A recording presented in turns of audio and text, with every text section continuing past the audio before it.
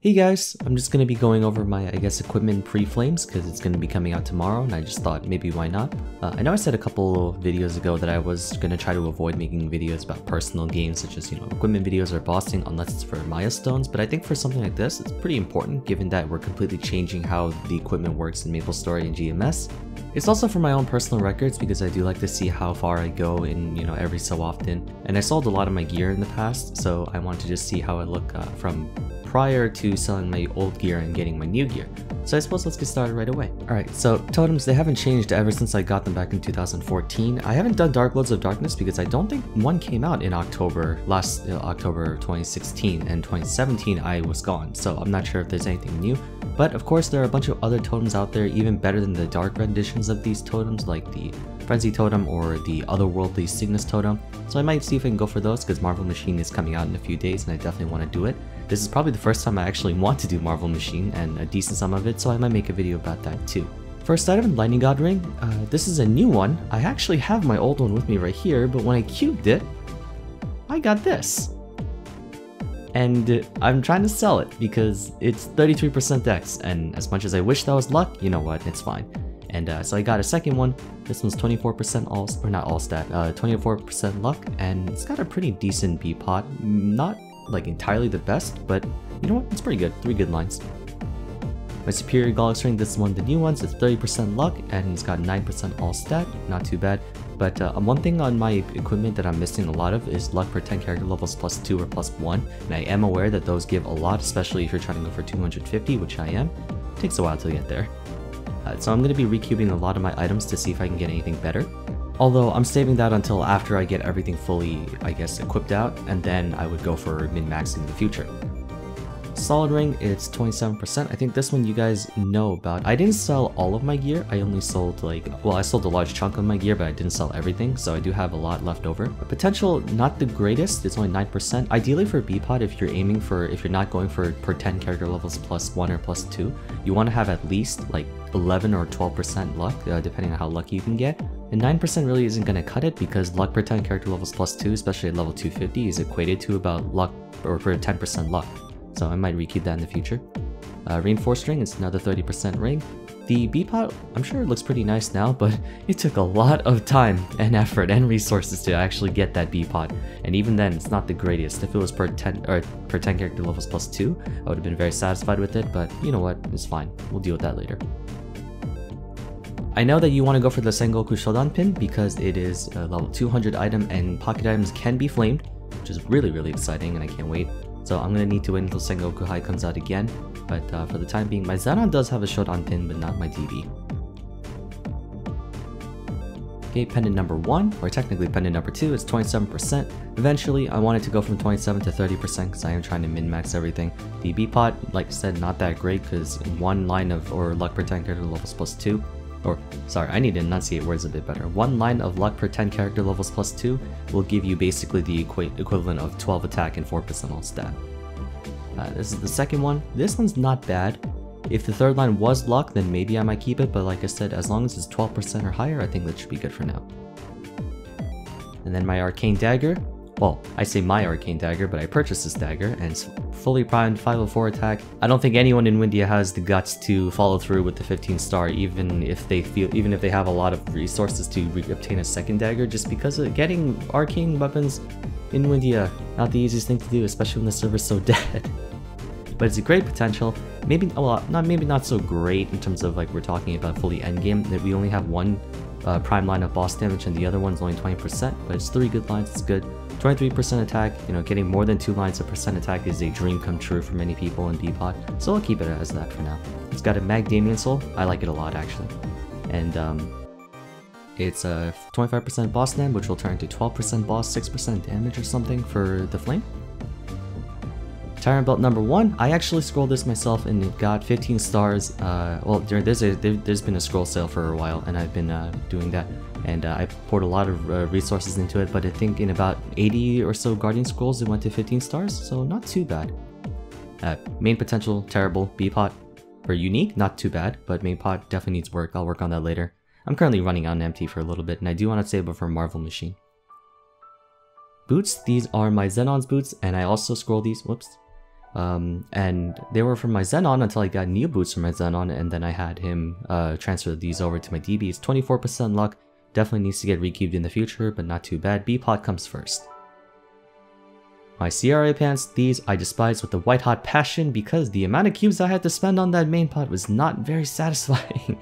It is prime scrolled and it is 15 starred, and I really like it a lot in terms of because of the fact that I made it myself, but the potential has seen 30% strength, 30% max HP, 33% int, and like I eventually settled for 21% all stat because you know what, whatever. So if any Xenon wants to trade this for a 30% luck pants or higher, I would love to do so, but I don't know if there's anyone in Windia who does that. This top, you've seen it before. It's awful. I do need to get a better top. I can't really find one. I don't want to make one myself because trying to cube it yourself is disgusting. So I'm just saving up, or I'm just waiting until I can find someone who can sell me a prime top for 30% luck or so. If anyone, once again in Windia, wants to make a deal with me. Seawater Glasses, it's prime scrolled and it's 4% all stat neb. It is leg, but it is good potential. I have another one working right here, which I actually do plan to scroll later on. 33% luck, and I can't wait to get it fixed up because this will be a huge boost in damage. And also percent luck. Seawater Tattoo, same thing. It's got 28 attack, which is, you know, it's not bad in terms of B pot, but the main pot is really bad. For this one, I may or may not recube it. I'm not entirely sure. But if I can get maybe 23% luck, then that'll probably be good by itself.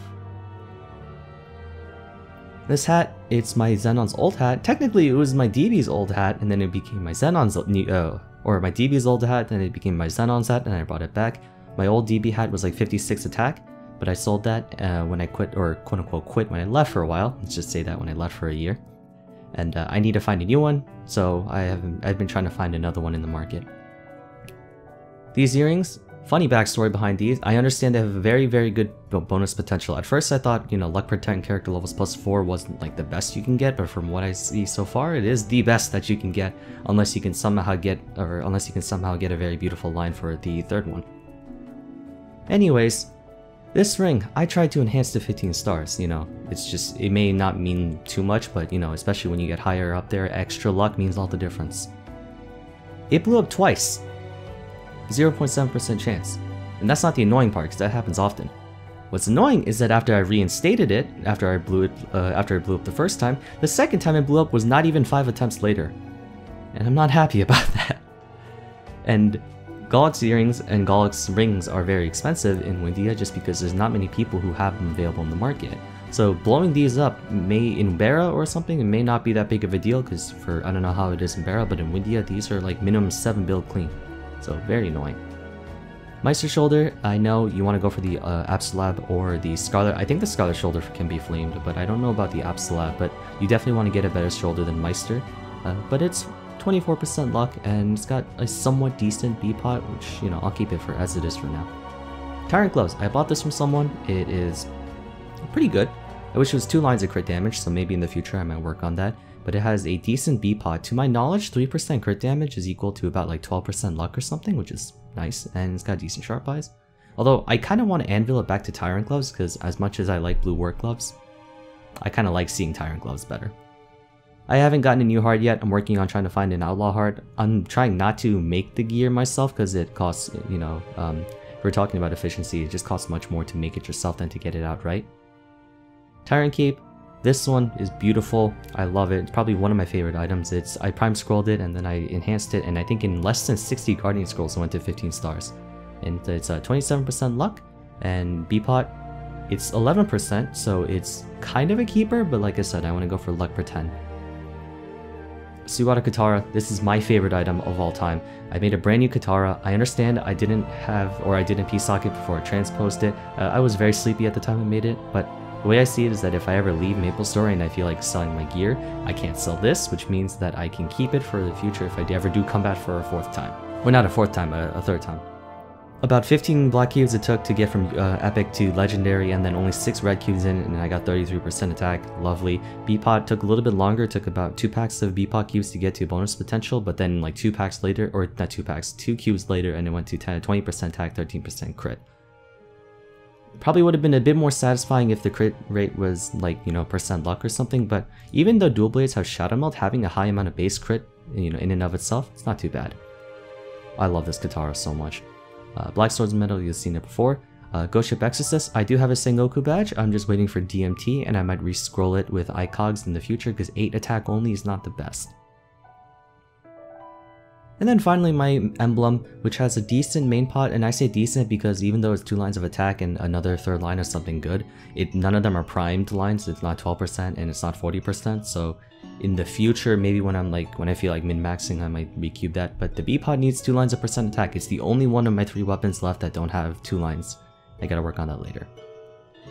Okay, Arcane Force. Now since I was gone for a year, I haven't really kept up too much on that. I understand there are a lot of people who have already finished a lot of their arcane symbols, and I still haven't reached level 225 yet, even to go for Arcana or even Moras and then Esfera coming out. But I have been training as much as I could to get to at least, like, my goal is to try to reach 235 before Esfera comes out. But I've been gone for a year and I'm really falling behind on the Arcane Force. And leveling too. A lot of people have reached level 250 by now. Okay, what else needs to be done? Link skills, I'll just put it up right here so you guys can take a quick look at it. I'm going to be working on Ilium. You've already seen me starting to level up my Kadena, but I don't think Kadena is that good for, at least for training, just because, or bossing even, because a lot of bosses that you're dealing with are pretty high level. But I think once I get a little stronger, or once I get like 250, I might equip this. That's it right there, that's everything. And then V-Matrix. Now, you might wonder why I have so many skill boost nodes, and the reason why is because in my personal opinion, I want a lot of more skills to be maxed out, because dual blades we use a lot of attacks. We use things like, you know, we use Phantom Blow, we use Blade Fury, we use Sudden Raid a lot even, and then we also have Blade Clone, which is used quite a bit. It's only for 60 seconds, but the extra DPS can help quite a bit. And then, you know, Blade Ascension and Bloody Storm, they're also used for mobbing and stuff, so I have a lot more cores that I want to open up, especially when we get the 4 nodes at the bottom. With the Arc update, I can definitely get that done. And I know I have the Shadow Walker and the Rope Lift that I want up to, as well as the decent Advanced Blessing, so I do have all of that ready, but I have level 17 Blade Tempest, level 10 Blades of Destiny, level 10 Last Resort, and a bunch of other stuff. Show you right here. Level 15 Blade Ascension. Dual Blades, we use Blade Ascension more than Blade Fury in terms of mobbing, especially if you have a multi-level platform map, so I like to make sure I get both of them leveled up. Phantom Blow is level 50, Lost Leader is level 50, and then, yeah, we have that right there. Hyperstat distribution. I know it's a bit distributed very peculiarly, but once I get to level 250, I'll even it out a lot more and just focus on crit damage, PDR damage, boss damage. And yeah, alright, so that is my range clean. It is, or, you know, sec, let me get off my whale. So clean without any passive buffs or anything like that, it is 16 mil at peak. But then I'm going to pop a Warrior Elixir and Maple Warrior because, you know, I consider Warrior Elixir to be part of your buffed range because it's so easy to get. Puts me up to 16.8, and I'm about 32.6k luck. The reason why it's so low, despite my gear, and I'm not saying that my gear is fantastic, but I do have a lot of decent stuff. It's because I don't have luck per 10 character levels +2, and that factors into your base luck, which means percent luck can amplify that even further.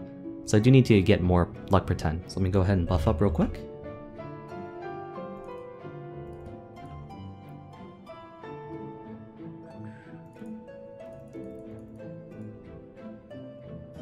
Alrighty, and with combat orders Maple Warrior, I'm at 32.7. Then I guess we'll pop up my hyper skills and everything, so we'll start with Final Cut.